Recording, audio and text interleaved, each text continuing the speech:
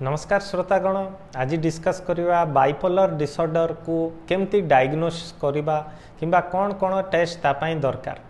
तो मो ना है डॉक्टर कीर्ति अनुराग। गोटे सीनियर कंसल्टेंट साइकियाट्रिस्ट, गोटे सेक्सुअल डिसऑर्डर स्पेशलिस्ट आ गोटे डी एडिक्शन स्पेशलिस्ट। तो आज बुझा जे कौन कौन टेस्ट दरकार।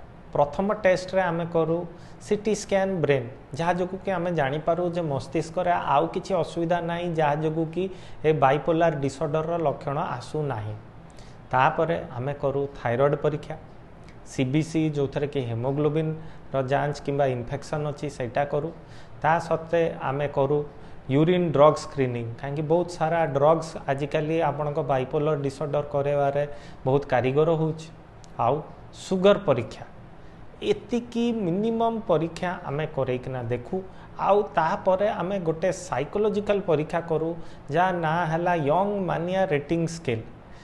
यंग मानिया रेटिंग स्केल आउ एतिकी टेस्ट कला परे आमे निश्चिंत भाबरे कहि देई पारिबु जे एटा सतरे बाइपोलर डिसऑर्डर आउ आधेरे केते सिवियरिटी अछि सेटा असेसमेंट हेई पारे। तो जेबे भी आपन को एभलिया लक्षण लागुची किंबा आपन को डाउट लागुची कि आपन को बाइपोलर डिसऑर्डर अछि, तो निजे निजे ताको डायग्नोस करिया को चेष्टा करंतुनी। निज आख पाखर साइकियाट्रिस्ट को पाखो जानतु, एई उचित परीक्षा गुड़ा करांतु आ निजे निजे भी करंतुनी।